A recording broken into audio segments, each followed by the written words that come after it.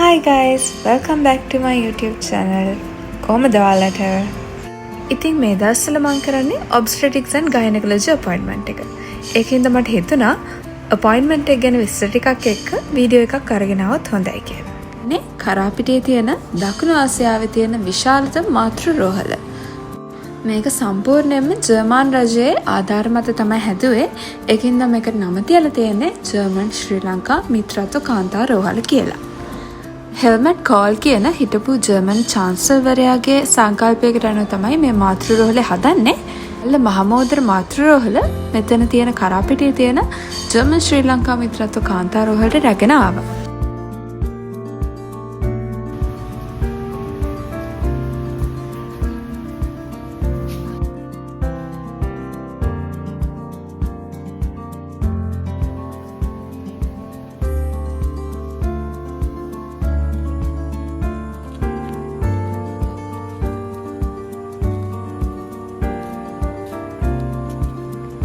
ඉතින් පළවෙනිම සති දෙකේ අපිට වැඩ තිබ්බ ක්ලිනික් එකේ අටෙන්ඩන්ට් මිස්ලා අපිට හැමදාම තේ එකක් දෙන්න අමතක කරේ නැහැ.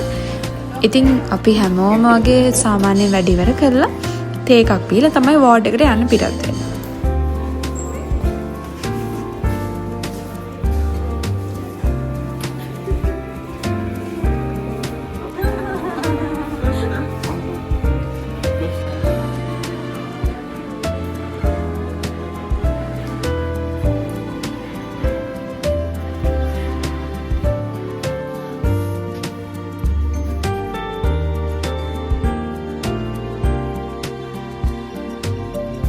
අලුත් හොස්පිටල් එක කියන්නේ තට්ටු 5ක ලොකු බිල්ඩින් එකක් එක්ක ගොඩාක්ම නවීන පහසුකම් තියෙන අංග සම්පූර්ණ වාට්ටු ඒ වගේම ගොඩක් හොඳ තියටර් පහසුකම්ත් තියෙන හොස්පිටල් එකක්.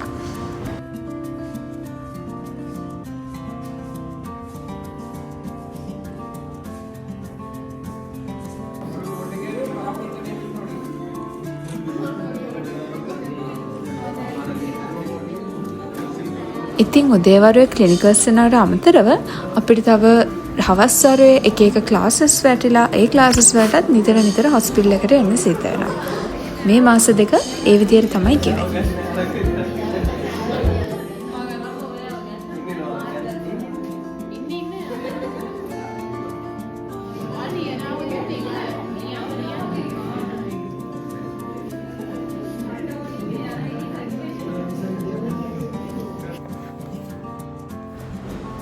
වෝඩ් එකේ වැඩයි ක්ලිනිකල්ස් යන එකයි ක්ලාසස් වලට යන එකට අමතරව මහන්සි තිබුණත් පොඩි වෙලාවක් හරි පාඩම් කරන්න උත්සාහ කරනවා.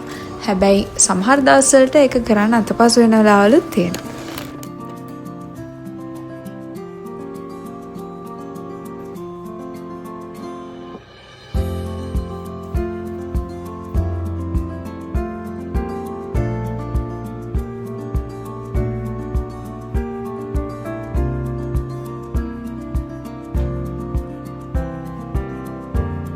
ගොඩක් දවස්වලට මහන්සි වැඩි වුණාම බෝඩින් එකට ඇවිල්ලා පාඩම් කරන්න හිතෙනවා අඩුයි.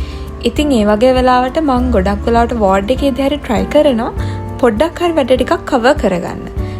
එහෙම නැති දවස්වලට බෝඩින් එකේ free hours වර්ක් තියෙන වෙලාවල් වලට මම බෝඩින් එකේදී පොඩ්ඩක් study කරන්න උත්සාහ කරනවා.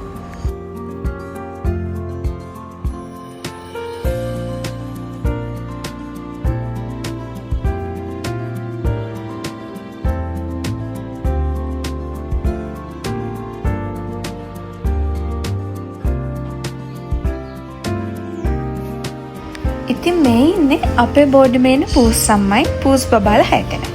පූස් අම්මට අලුතෙන් පූස් බබාලා 6 දෙනෙක් හම්බුණා.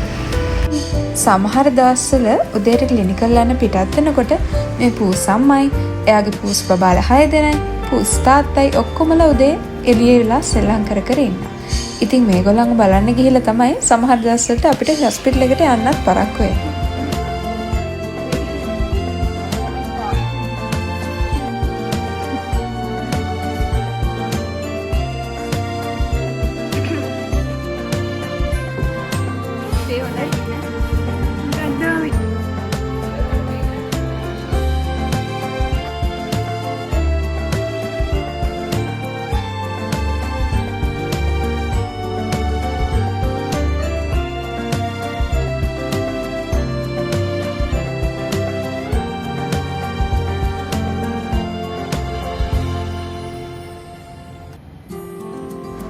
පහුගිය දවස් ටිකේ නම් හරියටම ජිම් එකට පිළිවෙලට යන්න පුළුවන් කමක් තිබ්බේ නැහැ. හැබැයි මම පුළුවන් වෙලාවට ජිම් එකට යන්න try එකක් දුන්නා.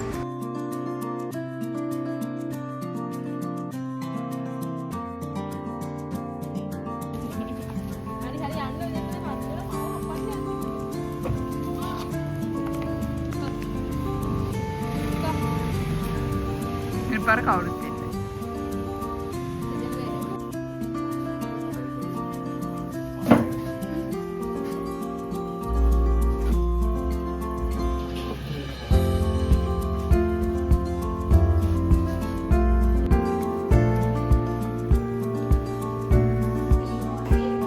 ඉතින් තුන්වෙනි සතියේ ඉඳන් අපිට තියටර්ස් වලට යන්න chance එක හම්බුණා.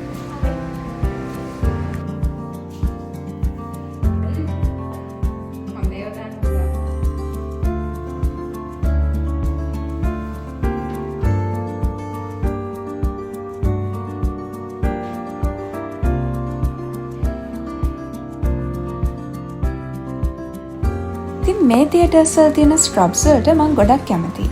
ඒවා ඇත්තටම ගොඩක් ලස්සන, ඒ වගේම ගොඩක් කම්ෆර්ටබල් ස්ක්‍රබ්ස් හින්දා. මේ ගොඩක් ස්ක්‍රබ්ස් ෆොරින් ස්ටුඩන්ට්ස්ලා අපිට ඩොනේට් කරලා ගියපු ස්ක්‍රබ්ස්.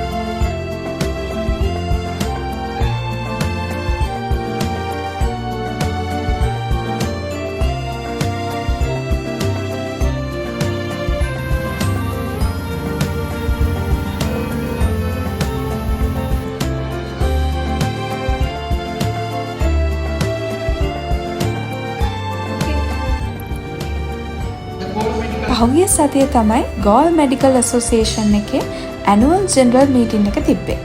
ඉනෝගරේෂන් සෙරමනි එකයි ඊට පස්සේ දවස් දෙකක් ඇකඩමික් සෙෂන්ස් උයි තියෙනවා. ඉතින් ඉනෝගරේෂන් සෙරමනි එකට ෆයිනල් ඉයර් ස්ටුඩන්ට්ස් වුණ අපිට ඔෆිෂල් ඉන්විටේෂන් එකක් ලැබුණා. ඉතින් අද ලොග් එක එතනින් ඉවරයි. ආයෙත් දවසක තවත් ලොග් එකකින් ආයෙත් හම්බ වෙමු. See you.